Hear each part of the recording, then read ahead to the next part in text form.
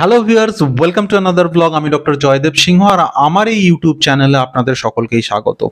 আজকে যে বিষয়ে কথা হবে সেটি হলো রেনাল স্টোন বা কিডনিতে স্টোনের কি কি লক্ষণ থাকে।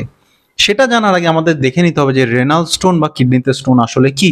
আমরা সকলেই জানি যে কিডনি বা বৃক্ক হলো আমাদের শরীরের এমন একজোড়া অর্গান যার মাধ্যমে আমাদের শরীর থেকে বিভিন্ন বর্জ্য পদার্থ বা ওয়েস্ট প্রোডাক্ট আমাদের শরীর থেকে ইউরিনের মাধ্যমে নির্গত হয়।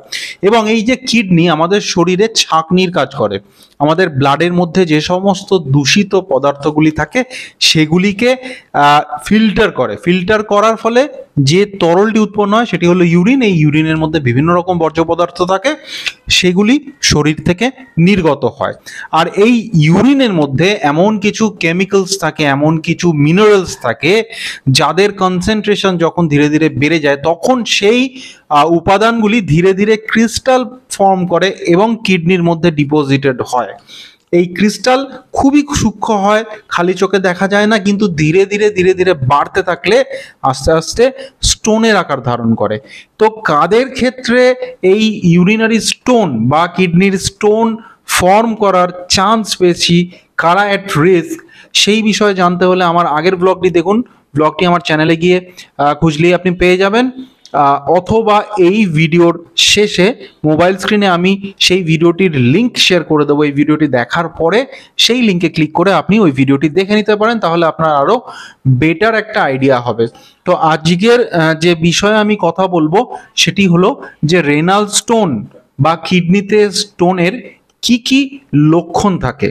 এ বিষয়ে আলোচনা শুরু করার আগে প্রথমেই জানিয়ে রাখি যে আপনি যদি আমার এই ইউটিউব চ্যানেলে নতুন হন তাহলে আপনাকে জানিয়ে রাখি আমি ডক্টর জয়দেব সিংহ। আমি একজন কনসালটেন্ট প্যাথোলজিস্ট, জেনারেল ফিজিশিয়ান এবং ক্লিনিক্যাল হেমাটোলজি পিডিটি। আমার এই চ্যানেলে আমি সবসময় চেষ্টা করি বিভিন্ন স্বাস্থ্য সম্পর্কিত সমস্যাকে খুব সহজে এক্সপ্লেন করা। আপনি যদি এই চ্যানেলে নতুন হন চ্যানেলটি সাবস্ক্রাইব করতে ভুলবেন না, এবং আমার ফেসবুক পেজের লিংক নিচের ডেসক্রিপশন বক্সে এবং কমেন্ট সেকশনে দেওয়া আছে, সেই লিঙ্কটিতে ক্লিক করে আমার ফেসবুক পেজটি ভিজিট করুন এবং পেজটি অবশ্যই ফলো করুন নতুন আপডেটস পাওয়ার জন্য। তো আজকের টপিকে চলে আসি। আজকের টপিক হলো যে রেনাল স্টোন বা কিডনিতে স্টোন থাকলে কি কি লক্ষণ প্রকাশ পায়। প্রথমত জানিয়ে রাখি যে কিডনিতে স্টোন থাকলেই যে কোনো লক্ষণ থাকবে এমন একদম নয়। ম্যাক্সিমাম ক্ষেত্রে কিন্তু কিডনিতে স্টোন ধরা পড়ে অন্য কোনো কারণে, যখন আল্ট্রাসাউন্ড বা এক্সরের মতো কোনো এক্সামিনেশন করা হয়, এবং এই ধরনের ইনভেস্টিগেশন করলে ইনসিডেন্টালি কিন্তু স্টোন অনেক সময় পাওয়া যায়।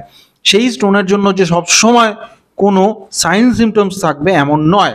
সেই স্টোনটি হয়তো কিডনির মধ্যে ফর্ম করেছে এবং কিডনির মধ্যে একটা নির্দিষ্ট জায়গায় বসে আছে, এবং সেটার জন্য কিন্তু কোনো অসুবিধাই হয় না। কখন অসুবিধা হয়? যখন এই স্টোনটি সেই নির্দিষ্ট স্থান থেকে ডিসলজড হয়, অর্থাৎ সরে যায়।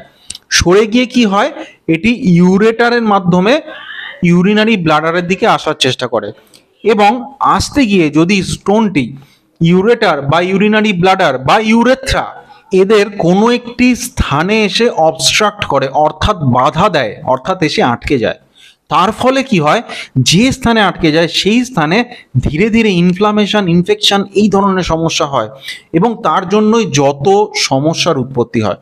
কি কি লক্ষণ প্রকাশ পায়? প্রথম সব থেকে কমন যে সিমটম সেটি হলো পেন। এই পেন কোথায় হয় শরীরে? সাধারণত কোমরের পিছনের দিকে হয় বা পেটের সাইডের দিকে হয়।